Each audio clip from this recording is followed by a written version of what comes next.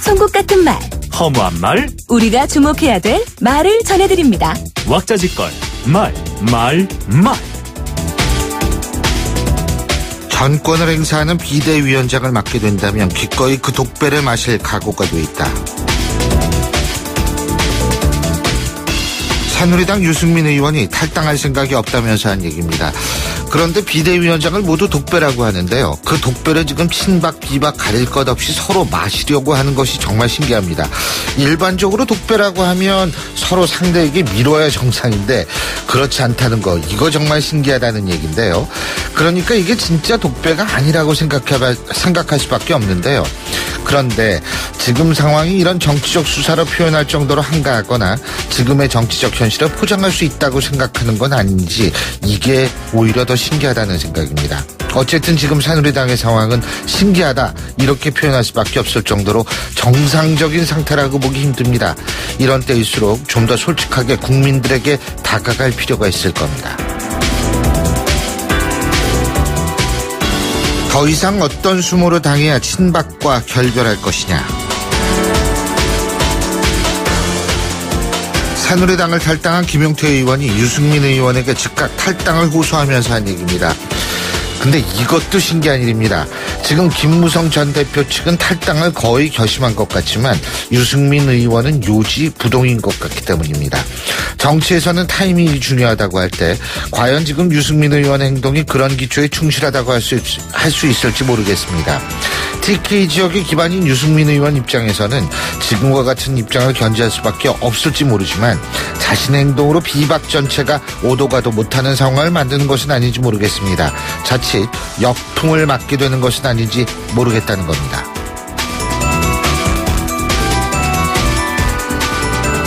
언제 어디서든 조건 없이 만나 해법을 찾겠다. 국민의당 안철수 전 대표가 야3당 정치 지도자 회의 소집을 제안하면서 한 얘기입니다. 안철수 전 대표의 이런 제안도 물론 필요하겠습니다만 지금의 상황은 일단 헌법재판소의 판결을 기다리면서 이 행정부로 뒷받침해 주는 것도 정치권의 중요한 역할은 아닌지 모르겠다는 생각이 듭니다. 그리고 지금 각 당의 내부 사정을 볼 때도 이런 회의가 열릴 수 있을지 모르겠습니다. 조기 대선이 있다면 이를 준비해야 하기 때문인데요. 이런 차원에서 지금 안철수 전 대표의 제안 어느 정도 여론의 울림을 얻을 수 있을지 모르겠습니다. 지금까지 말이었습니다.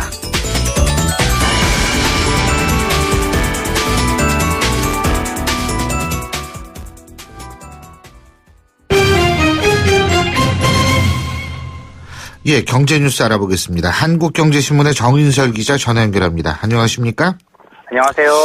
이 사상 최악으로 치닫고 있는 조류 인플루엔자, 우리가 AI라고 그러죠? 네. AI에 대응하는 정부 정책, 이게 좀 오락가락하고 있다고 그러대요. 예? 네, 컨트롤 타워가 없다라는 걸 여실히 보여주고 있는데요. 네.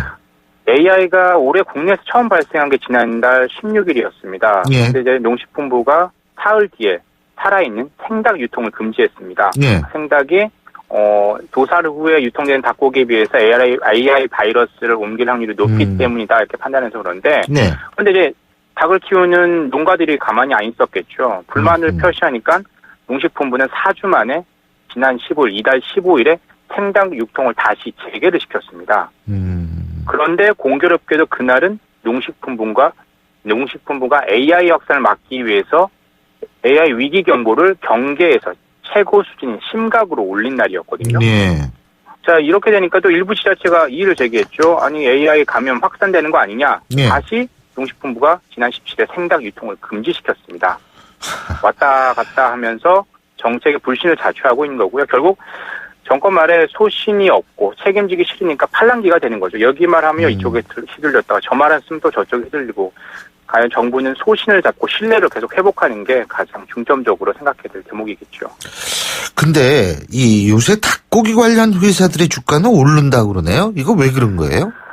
일단 AI 관련은 75%가 알을 낳는, 평생 알을 낳다 생을 마감한 산란계 쪽입니다. 예. 우리가 닭고기 그러면 육계 쪽은 덜하다는 거죠. 그래서 교수님도 요즘에 아직 치킨 드시고 계시지 않나요? 예. 그럼요. 아이고, 뭐 상관없죠, 그거야. 사람들 예. 다 그렇게 생각하는 거죠. 그러니까 닭고기 관련 업체들은 타격을 덜 받고 있는 거고요. 그리고 이제 중장기적으로 항상 치킨은 말 그대로 치킨 게임을 하고 있습니다. 치킨이 예. 공급 과잉 상태인데 국내에서도요. 음흠. 그러니까 이러면 장기적으로 이 공급 과잉 현상이 해소되는 것 아니냐 이런 기대감 때문에 주요 닭고기 업체의 주가는 계속 오르고 있습니다. 지난 2014년에 AI 사태 때는 그 주가가 떨어졌는데 이렇게 보면 이번에 오른 거 보면 AI에 대한 우리 민감도도 좀 북한 핵처럼 무뎌지고 있는 것 아니냐 이런 분석도 있는 거고요. 그래도 이제 앞으로 AI가 6개로까지 확산이 돼서 타격을 받으면 그때 가서 치킨에 대한 수요가 급감하면 닭고기 업체 주가는 어떻게 될지 모를 수 있겠죠. 자, 그리고 시내 면세점 입찰에서 롯데가 되고 SK 떨어졌죠. 그죠? 그렇습니다. 예. 롯데, SK 모두 검찰 특검 수사를 받고 있는데 서울시내 면세점 사업권에서 롯데, 현대백화점, 신세계가 사업권을 따냈죠. 왜 롯데는 되고 SK는 떨어진 거야? 라고 의문을 가질 수가 있겠죠. 그러니까 관세청, 지정권을 가지고 있는 관세청 입장에서는 SK, 롯데 둘 다 붙이기에는 지금 면세점 특혜론이 일고 있는데 이런 야당의 비판이 부담스러웠을 거고요. 그럼 SK, 롯데 둘 다 떨어뜨리면 어떻게 되냐? 6호 갑자기 줄어드는 거 아니야? 가뜩이나 줄어드는데 더 줄어드는 건 아니냐? 이런 거 부담스러웠겠죠. 그래서 둘 중 하나만 붙이겠다라고 생각하니까 매출도 크고 사업 규모가 큰 롯데 면세점 잠실 월드타워점을 붙인 것 아니냐 이런 분석이 나오고 있습니다. 예. 근데 롯데가 만일 특검 수사를 받게 되면 그래서 만일 문제가 드러나게 되면 이건 어떻게 되는 거예요? 자, 법규상 이제 문제 내진 비리가 적발되면 사업권, 이 특허권을 박탈시키겠다라고 관세청은 얘기를 하고 있습니다. 예. 박근혜 대통령 제3자 뇌물 혐의 관련해서 롯데의 어떤 비리가 드러나면 이 사업권을 빼앗겠다는 건데 그럼 그 사업권 어떻게 할 거냐? 만약에 그렇다면 다른 업체에 다시 주진 않고 아예 공중으로 날아가 버리게 되는 거고요. 항상 근데 이런 면세점 사업권 줄 때마다 특혜 논란이 있습니다. 결국 이게 정부가 쥐락펴락 해야 될까요? 시장에 맡기는 게 어떻겠냐. 일정 요건 갖춘 사람 누구든 면세점에서 시장에서 들어오고 나가고 이렇게 결정되는 게 낫지 않겠냐. 다른 나라도 그렇게 하고 있거든요. 그래서 한국도 어떻게 되는지 대해서는 논의가 필요한 시점입니다. 그렇군요.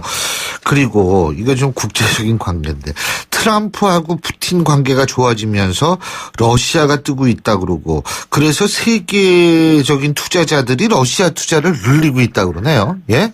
한때 러브 펀드라고 했었죠. 러시아와 브라질 펀드가 잘 나간다고 해서 돈이 참 많이 들어갔었는데 저도 투자했다가 망했는데 다시 러시아 펀드가 뜨고 있습니다.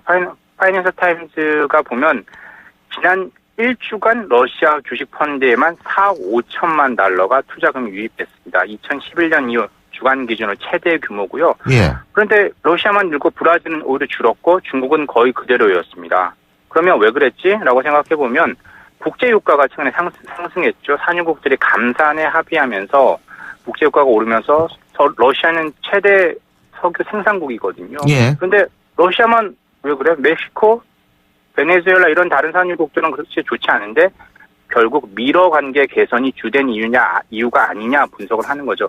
흔히 브로맨스라고 하죠. 남자들 간의 우정과 사랑 사이. 브로맨스. 트럼프 미국 대통령 당선자와 푸틴 대통령의 사이가 좋은 것 아니냐. 왜냐하면 트럼프 당선자가 블라디미르 푸틴 러시아 대통령의 거의 절친인 렉스 틸러슨 엑슨모빌 회장을 국무장관으로 지명했거든요. 그래서 러시아에 대한 경제 제재가 완화되는 것 아니냐, 미러 관계가 좋아지는 것 아니냐 기대감이 커지고 있어서 러시아 증시만 신흥국 시장 중 나홀로 강세를 보이고 있는 겁니다. 예. 그리고 일본은 트럼프 당선인이 취임한 직후에 정상회담을 다시 추진하고 있죠. 예? 다들 기억하실 겁니다. 지난달 맞습니다. 트럼프 후보가 대통령 당선되자마자. 예. 맞아요. 바로 뉴욕 트럼프 예. 타워로 달려갔죠. 근데 이번에는 트럼프 후보가 대통령 취임식이 내년 1월 20일에 있는데 그럼 또 달려가겠다는 거죠. 1월 27일께 미일 정상회담을 여는 방안을 추진하겠다는 겁니다. 물론 아직까지는 일본만의 생각인데 미국이 어떤 입장을 취할지 모르고요. 그럼 취임 일주일 내 정상회담을 가진 적이 있느냐? 상당히 이례적이라는 거죠. 그래서 미일 동맹이 굳건하다라는 걸 국제적으로 좀 보여주려는 거고 이게 결국은 일본에 도움이 된다는 거죠. 예. 그리고 가장 중요한 환태평양 경제 동반자 협정 TPP 체제에 미국에 동참시킬 수 있도록 하려고 하는데 아베가 과연 트럼프를 설득할 수 있을지가 관심이 되고 있죠. 예. 오늘 소식 여기까지 듣겠습니다. 고맙습니다. 감사합니다. 예. 지금까지 한국경제신문의 정인설 기자였습니다.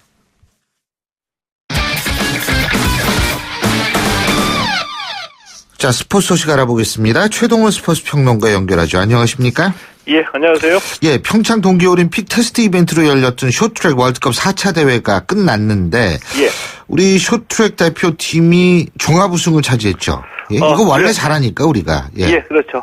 이 금넷, 은 하나, 동 두 개로 종합 1위를 차지를 했습니다. 예. 어제 경기에서 이 신석희 선수가 1500m, 최민정 선수가 500m에서 금메달 추가하면서 4개 대회에서 연속으로 2관왕을 차지했습니다. 여자 대표팀이 금셋, 은 하나, 동 한 개로 선전했는데 이 반면에 남자 대표팀이 이정수 선수가 1500m에서 1위에 오르면서 금 하나, 동 하나로 다소 부진했거든요. 예. 남자 대표팀에는 이 새로 합류한 선수들이 많아서 이제 경험이 좀 적다 보니까 이 레이스 운영에 미숙하다는 약점을 드러내기도 했는데 이 남자 대표팀의 김선태 감독 이 부족한 부분을 메우겠다고 말하면서 이 비난보다 격려를 해주시면 좋겠다 이렇게 부탁하기도 했습니다. 그런데 그 러시아로 귀화한 선수죠. 빅토르 안현수 예. 선수. 근데 이 안현수 선수는 메달을 못 땄네요. 예, 그렇습니다.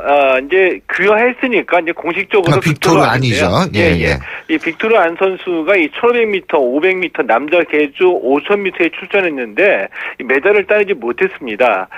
그런데 이 500m 결승에서 한승수 선수가 빅토르 안 선수와 부딪혀서 넘어지기도 했거든요. 네. 근데 빅토르 안 선수가 실격으로 처리되면서 한승수 선수가 동메달을 목에 걸기도 했습니다.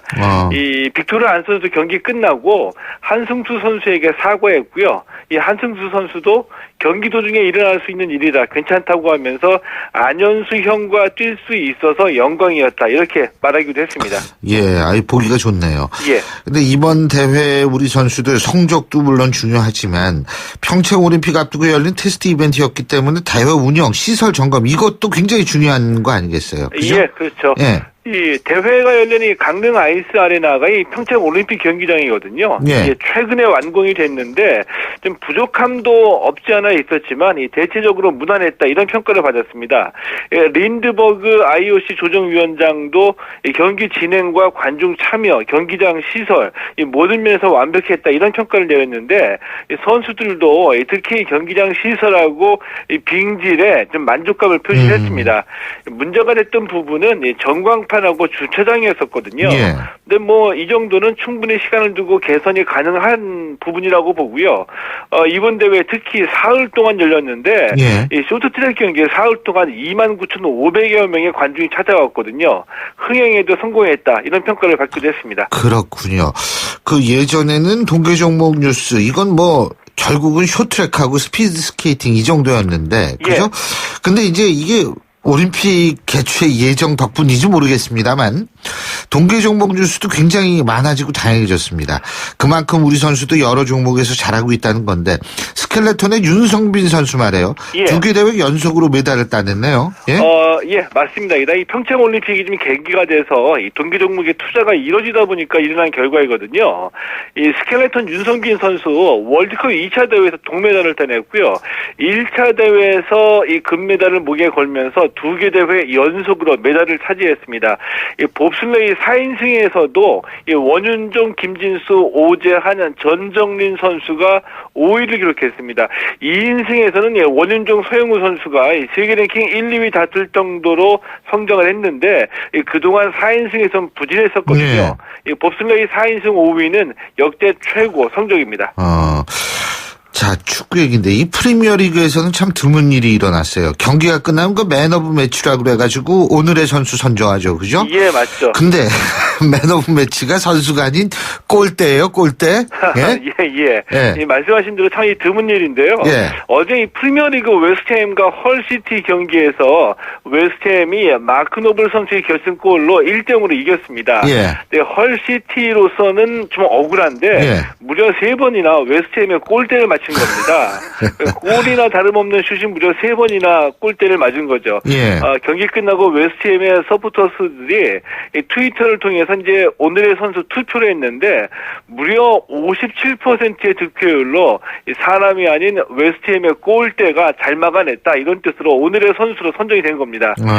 대개 이제 결승골 넣었으니까 마크 노블 선수가 이 오늘의 선수가 제지되는데 그렇죠. 안 됐거든요. 마크 노블 선수 뭐 이러려고 내가 결승골 넣었나 뭐 이런 심정이지 않았을까 생각이 듭니다. 예.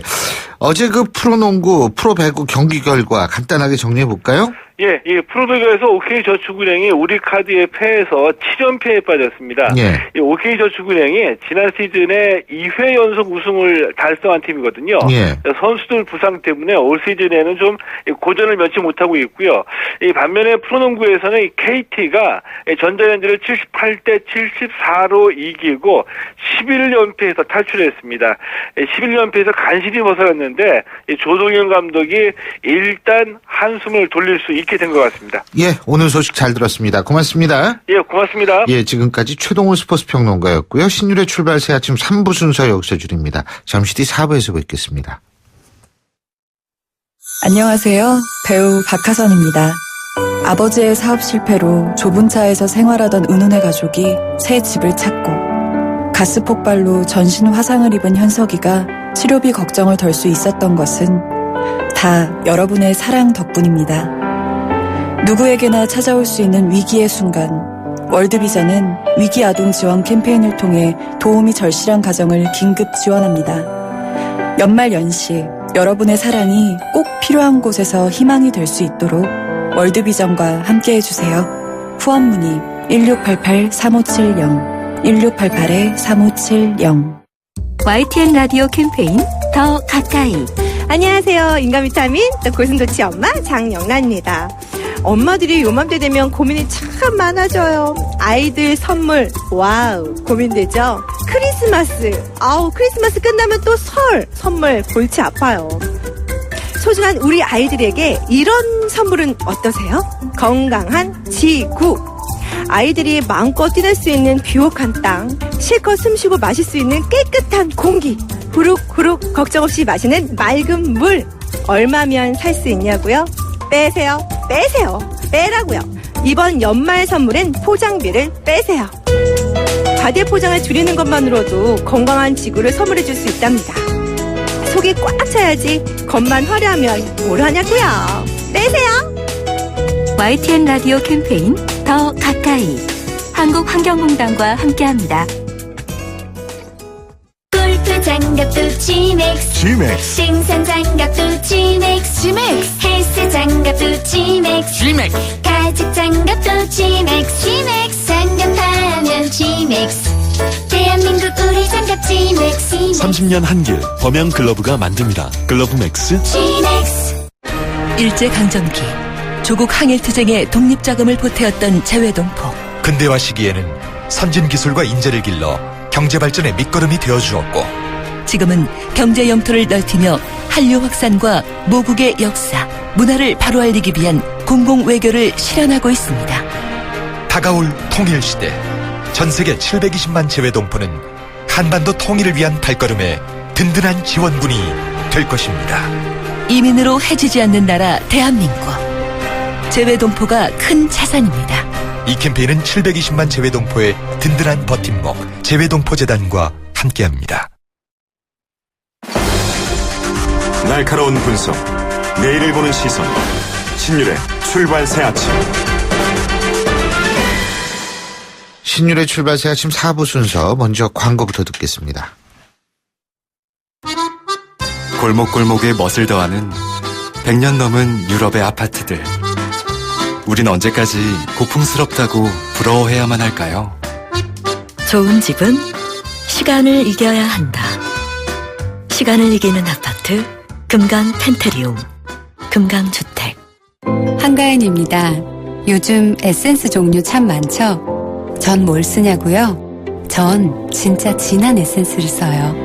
응축 에센스. 정관장 홍삼 오일과 희석하지 않은 홍삼 응축수로 진하게. 처음 만나는 응축 에센스. 동인비 진 에센스. 올뉴 말리부가 자신있게 선보이는 말리부 프로미스 프로그램. 구매 후 한 달 내 마음이 바뀌면 새 차로 교환 또는 환불까지 놀라운 혜택. 지금 경험해보세요.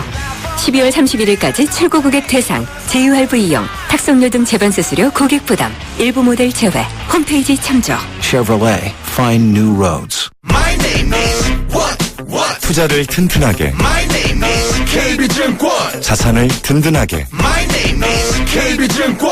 내일을 탄탄하게. My name is KB증권. KB금융그룹과 현대증권이 만나 KB증권으로 새롭게 시작합니다. My name is KB증권. 신유의 출발 새 아침 오늘 순서 시작합니다. 오늘 아침 당신이 듣고 싶은 뉴스 94.5MHz YTN 뉴스 FM 신율의 출발 새 아침.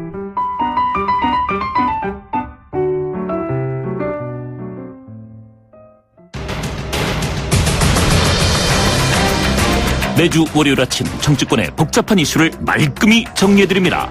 출발당 최고위원회의.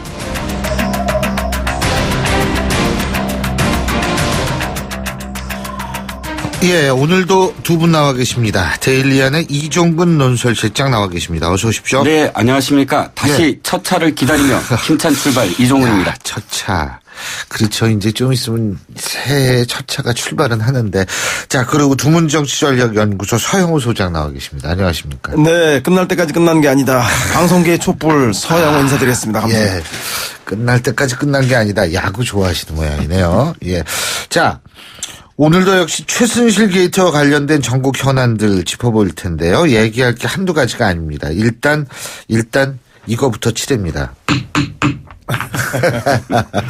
자, 박 대통령에 대한 박 대통령 측에서 반격에 나섰습니다. 헌법을 위반한 사실이 없고 탄핵당할 이유가 없다.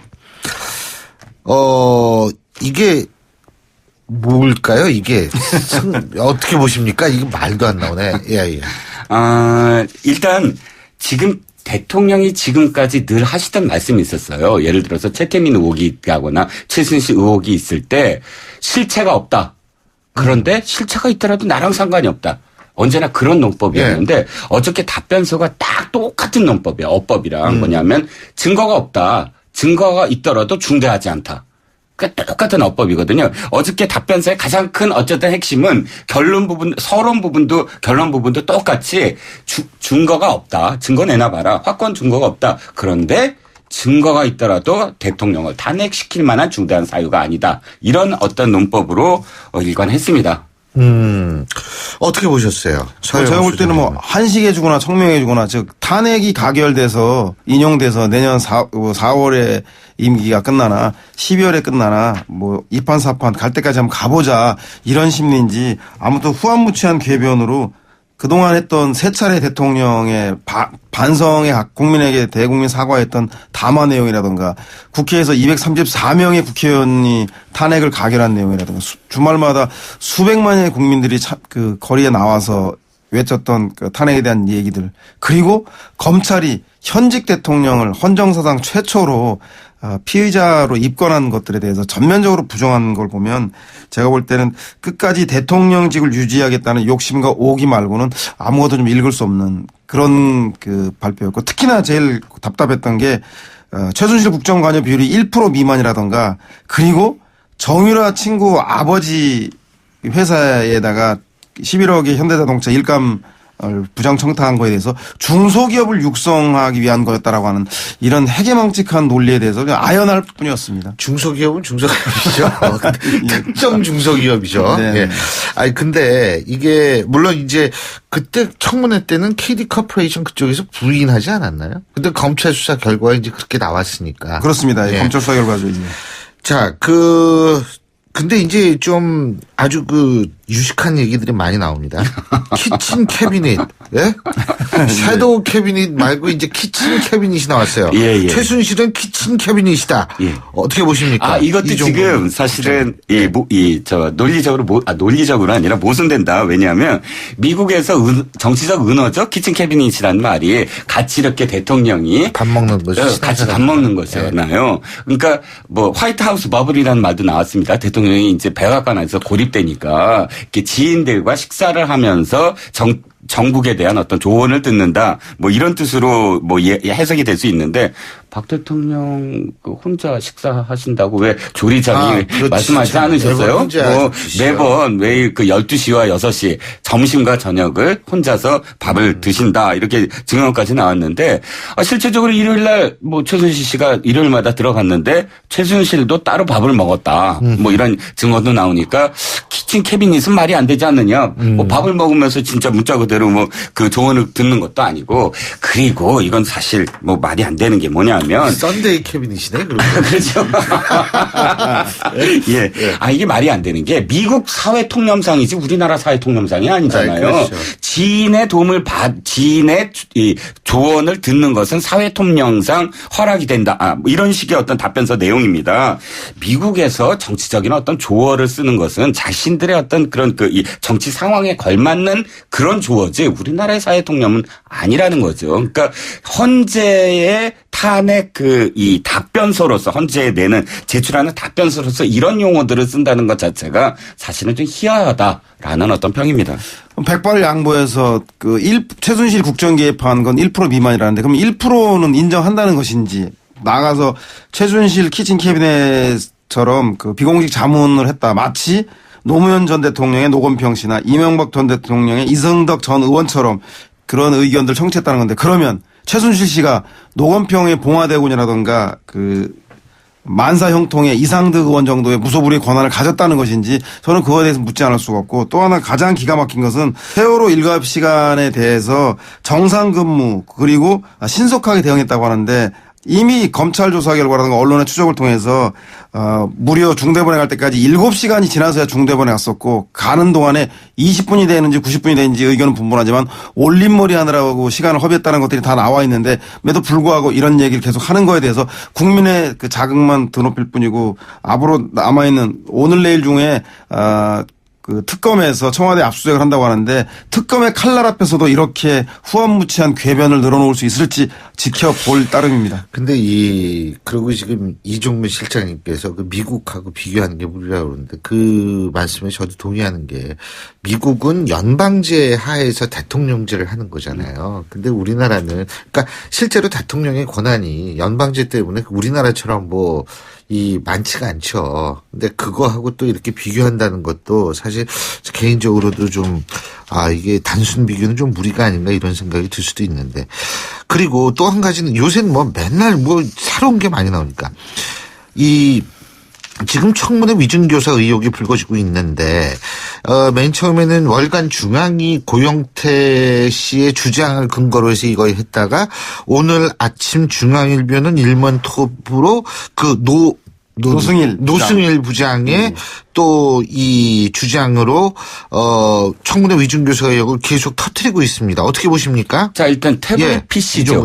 지금 답변서에도 나와 있지만 이것이 이제 국정농단 국민 주권주의를 위배하고 이 모든 것들은 사실 태블릿 PC에 담겨 있는 거거든요. 태블릿 PC 안에 이 최순실에게 전달된 국가 기밀 문서 그것이 가장 결정적인 증거 아니겠습니까? 그런데 이 증거가 만약에 훔쳤거나 조작된 거라면 그 안에 들어가 있는 일부 내용이 맞더라도 채택될 수 없다는 거죠. 그렇기 때문에 지금 박사모의 정관용 회장도 손석희 JTBC 사장을 고발하겠다라고 이야기 나오는 게 바로 그 증거에 대한 오염된 증거라고 주장을 하고 있는데 결정적으로 이번에 이것이 최순실 씨 것이 아니다. 그리고 고영태 씨 것일 확률이 더 크다라는 식의 어떤 증언이 나왔단 말이죠. 근데 박헌영 씨는 헌영 과장으로부터 박헌영 씨 같은 경우에는 사실 뭐라 그랬냐 하면 본인은 최순실 씨 거라는 걸 의심하지는 않지만 고영태 씨가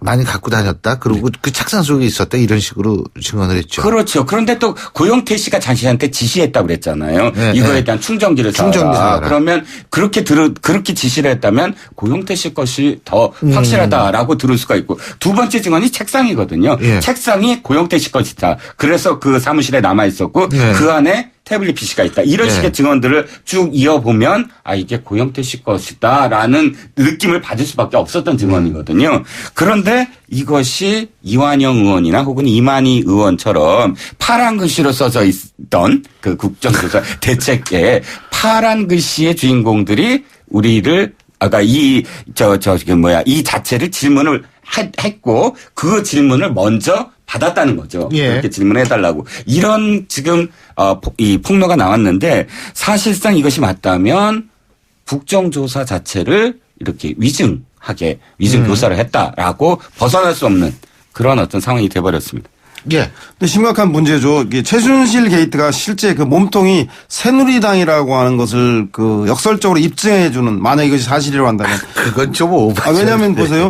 노승일 부장이 그 오늘 중앙일보에다 그 얘기한 거에 따르면 그 노승일 부장이 18일 날 이완영 의원이 태블릿 PC는 고용태 거고 그리고 JTBC가 이걸 절도했다라고 그 얘기를 만들자고 정동춘 이사장에게 제의를 했고 정동춘 이사장이 박헌영 K스포츠 재단 과장에게 전달해서 그 청문회에서 그런 쇼를 했다는 거 아니겠습니까? 따라서 이 박헌영 과장이 노승일 부장한테 왜 나한테 이런 거 시키는지 모르겠다라고 투덜투덜을 대서 노승일 부장이 그 얘기를 아마 고영태 그 증인에게 하는 바람에 고영태 씨가 청문회가 15일에 있는데 그 이틀 전에 원로현 중앙과 인터뷰하는 내용에서 그걸 전모를 알고 인터뷰에 얘기를 한 거죠. 근데 중앙일보 그 기자가 설마 그런 일이 있겠냐고 기사화하지 않았다가 실제 15일에 청문회에서 그런 일이 벌어지자 이제 중앙일보가 크게 보도하기 시작했던 건데 제가 볼 때 아무튼 이런 그 증언에 대해서 허위 증언을 공모했다고 한다면 이 문제에 대해서도 22일 날 청문회에서 반드시 밝혀져야 될 것 같고요. 예. 근데 한 가지 안타까운 것은 그렇게 위증을 교사하고 했는데도 불구하고 고영태 태블릿 PC는 애플 거고 그리고 실제 JTBC가 입수했다고 하는 거는 태블릿 PC는 삼성 거죠. 네. 그래서 두 가지가 틀린 거기 때문에 이런 공모 자체가 아무 의미가 좀 없어졌다는 거. 그것도 의미하는 것 같습니다. 일단 이완영 의원은 여기에 대해서 12월 4일 날 고등학교 후배인 정동춘 이사장을 만난 것은 사실이다. 하지만 그 얘기를 내가 정 이사장에게 한 것은 아니다. 박헌영 과장이 태블릿 PC가 고영태의 것이라고 한다는 취지로 정 이사장이 말해서 내가 들은 내용이다. 청문회 관련해서 문의할 게 있다고 해서 만났다. 지금 이렇게 주장을 하고 있고요. 그리고 또 한 분이 누구죠? 이만희 의원입니다. 이만희 의원은 유모 부장이라고 해서 이 사람이 박헌영 과장의 상사예요. 이 사람이 찾아와서 한다는 말이 박헌영 과장이 그 고영태 씨 태블릿 PC가 고영태 씨 것이다라고 지금 이야기를 하고 있다라는 제보를 했기 때문에 내가 그거를 물어볼 수밖에 없었다. 이렇게 지금 해명을 하고 있습니다. 그런데 답은 간단해요. 이만희 의원이 그걸 다 녹취를 했대요. 그러니까 이 유모 부장이 하는 얘기를 대화를 하면서 녹취를 했대요. 그거 공개하면 끝납니다. 그렇죠.